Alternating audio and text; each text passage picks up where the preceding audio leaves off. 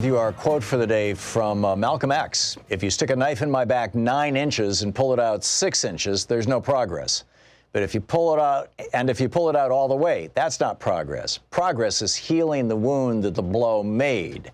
And they haven't even pulled the knife out, much less healed the wound. They won't even admit the knife is in there.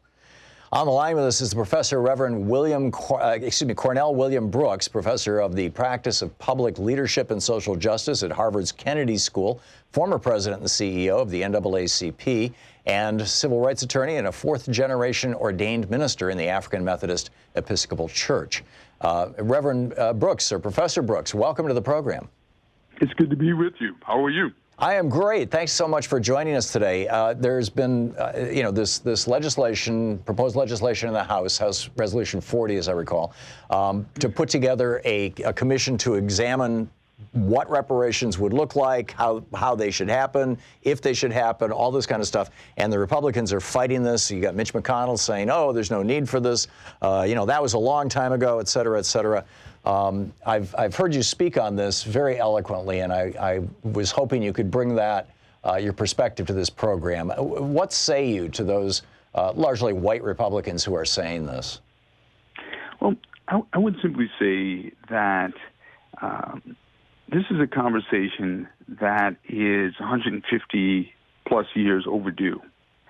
That in the midst of, or I should say, just after the country has observed Juneteenth, in the midst of one of the most racially divided and balkanized moments in American history, Congresswoman Sheila Jackson Lee, with her colleagues, convenes a hearing on reparations, and specifically a hearing on whether or not to create a commission to start a national conversation about reparations. This is long overdue.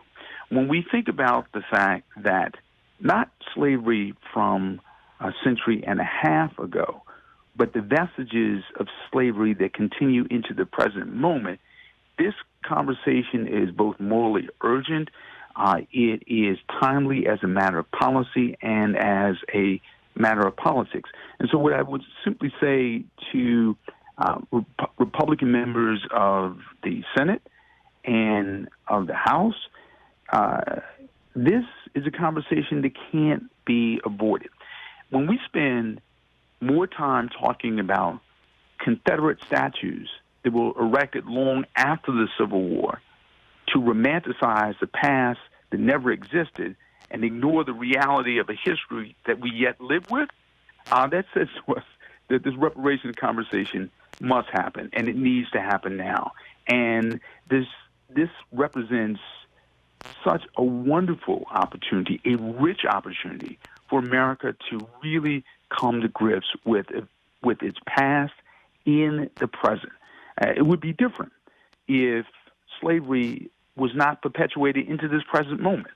It would be different if the voter suppression that Mitch McConnell supports, turns a blind eye to, and actually endorses.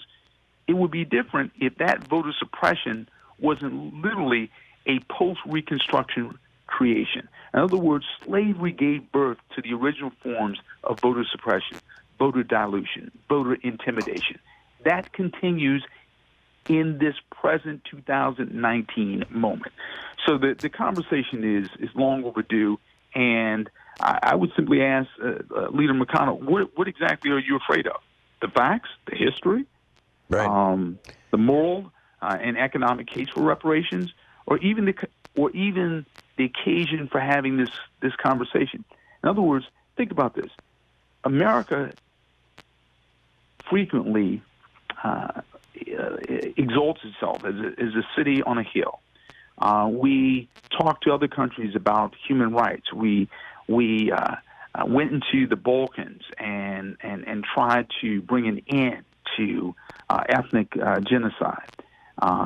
We have talked about the Hutus and the Tutsis. We've talked about all manner of ethnic divisions and racial divisions around the world and tried to bring about peace and justice. Here we are in 2019 at home trying to duck a conversation we should have had a long time ago. Yeah. If I'm remembering the numbers correctly, the median income for whites in the United States is around $170K. Now, that includes a lot of white billionaires, but still, it's a lot of money. And the median income for African Americans in the United States is around $17K. It seems like a 10-to-1 ratio, roughly. And my recollection on household wealth, but this is a few years old, this number, was that the average white household had around $80,000, $85,000 in wealth, mostly in the form of their home. The average black household nationwide had around $5,000 worth of wealth, and in many of the southern states it was actually a negative number. If those numbers don't comport with more recent numbers that you know of, please correct me, but given this roughly 10-to-1 wealth and income disparity, how do we address that head on? Well, I think it's important when we talk about the income disparities and the wealth disparities to talk about the genesis of this and the origins of this, lest our readers and listeners walk away with the impression that somehow African Americans are less thrifty, less committed to saving and investing and being wise stewards, or less capable of working. Resources. Which is the, this is, in fact, some years ago, I believe it was Lee Atwater, it might have been, in fact, I think it was when Atwater and Manafort were working together, he made the comment, or it might have been a different Republican consultant, we'll have to look it up, but I'm pretty sure it was Atwater, made the comment that the Republicans had to turn the Democratic Party into the, quote, black party. And it seems like McConnell refusing to even discuss this is the subtext to that is, well, we're the Republicans, we're the white party, and we're not the party of that special interest group, that minority group over there. That's right. And I think all this kind of ties together. It absolutely ties together, because what's suggested here is that somehow reparations is essentially a grandiose welfare program. Right. So if we go back to the history, go to the facts, go to the statistics, here's what we know. So the wealth gap between African Americans and white Americans, and income gap between white Americans and African Americans, is related to the fact that you had millions, 4 million African Americans coming out of slavery with nothing. And if that weren't bad enough, that their bodies and brilliance were literally commodified for the better part of 300 years, the land that African Americans were able to acquire, the income that they were able to generate, was systematically, with the aiding and abetting of the federal government, taken away from them.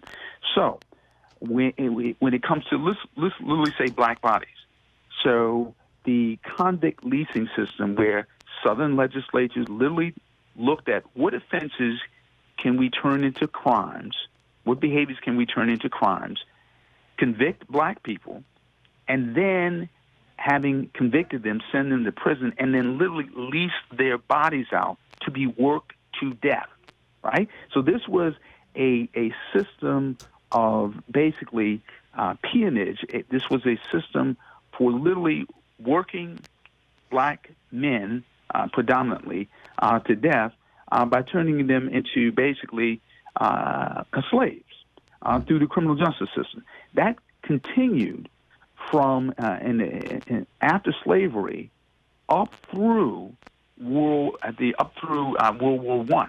Okay. Yeah, well, it also continues to this day. I mean, the one exception to slavery in the 13th Amendment is if you've been convicted of a crime. And you know, we have for-profit prisons all over the country now, disproportionately with minority populations that are work camps. That is precisely it. So the official end of the convict leasing system occurred years ago in terms of an executive order. But in terms of the system of mass incarceration, where we're literally able to lease out and rent out black and brown bodies from behind bars, continues to the present day. So that's just one form of essentially income and wealth theft. In terms of housing, so if we look at the HUD that Ben Carson leads today, if you look at its HUD and its institutional predecessors, the federal government going back to the 30s and before sanctioned, supported, as a matter of official policy, segregation. So in other words, devaluing black homes, devaluing black neighborhoods, stripping away wealth in a systematic fashion and form. In other words, there were maps of cities that were literally divided up, blacks, Poles, Jews, Italians, in ways that literally diminish and decrease black wealth. So it's not merely bodies, not merely housing, but also income. So where we had policies of separate but equal. So we had Jim Crow, we had separate but equal up as official doctrine and policy of the country up until the Brown decision. Literally, black people were relegated to the least paying jobs, racially coded and designated jobs in ways that suppress wealth and suppress income. But it goes even further. Look at land theft. Across the South, black communities and black individuals literally had their land stolen from them at the point of guns, through legal chicanery, through all manner of strategies to keep black people wealthy. And lest the point keep black people poor, lest the point be missed, if we look at Tulsa, if we look at Memphis, if we look at Wilmington, North Carolina, where at the point of guns and mobs, literally black businesses were burned, land was stolen, and literally communities were made poor. And so this is not a matter of long ago history. This is not a matter of merely the ugly epic of slavery. This is a matter of an ongoing policy to keep certain Americans, African Americans in particular, poor, landless, and not in control of their very bodies. Yeah. Speaking of redlining and all this stuff, I saw a report just a couple days ago that the Consumer Financial Protection Bureau, this thing that Elizabeth Warren created, had been basically crippled by the Trump administration. And as a consequence of this, these reverse mortgages were being aggressively marketed to older African-American families, and the default rate was an order of magnitude greater than it was for white families. And the article characterized it as saying, these were, quote, unsophisticated homebuyers, which A, might be just, racist code, or B, people, if it's literally the first time or the first generation to own a home, they may not have the familiarity with that. And in fact, I think that multi-generational familiarity with things like how to deal with equity is something that white people have, as an advantage right out of the gate over many black people over the years. I mean, going back to the end of slavery. So I'm curious your thoughts on all of that, and if that's just another symptom of this kind of ongoing redlining by another name. Absolutely, and I would even call into question the assumption that people who are, quote, unsophisticated merit being fiscally and financially preyed upon. So in other words, right, when you go to a doctor, because you don't have a degree or background in surgery, it does not mean that you're a candidate for a botched job or a misdiagnosis. Or unnecessary surgery just to make the guy some money. Right. And so in fact, the nomenclature, I was a fair housing, fair lending attorney at the U.S. Department of Justice. So I prosecuted these kinds of cases. And the nomenclature for the financial industry is, we will determine if you're qualified for a loan, right? So in other words, it is the person who makes the loan, it is the person who extends the credit, who determines whether or not you're qualified. That implies that you're going to do the work ethically, honestly. And there's no exemption in either criminal law or civil law for you preying upon people who are unsophisticated. In other words, you don't get to perpetuate a fraud simply because someone is unsophisticated. There's no loophole for that right, in either the Constitution or as a matter of regulation or a statute. Yeah, although it seems to be a common business practice, I mean, regardless of race. It is a common, but I'll put it this way. When I was an attorney at the Justice Department, if you said to me, well, you know what, this landlord violated the Fair Housing Act, and the tenant or the home borrower was unsophisticated, I would say that's irrelevant. The professor and Reverend Cornell William Brooks. He's a professor of the practice of public leadership and social justice at Harvard's Kennedy School and former president of the NAACP.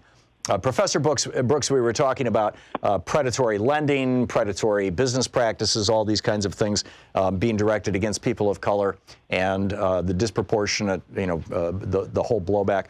One of the other myths that I'd love you to explode, whenever or very frequently when we talk about race on this program, you get some white guy from the South calling in and saying, yeah, look at all these cities that are filled with black people, and they're all run by black people, and they're all in poverty, and it's a terrible thing, and they just don't know what they're doing, etc. And you get the whole racist subtext to all this. How do we, help me out in responding to that, without going into a long history lesson about, well, of course, this is the result of 400 years of process, or is that the appropriate response? Well, I think the appropriate response to stereotyping, myth-making, and scapegoating are just call it out. And reason and morality. Yeah. So, in other words, when someone engages in scapegoating and myth-making and stereotyping as just a polite way of calling black communities the N-word in a nice way, you got to call it out.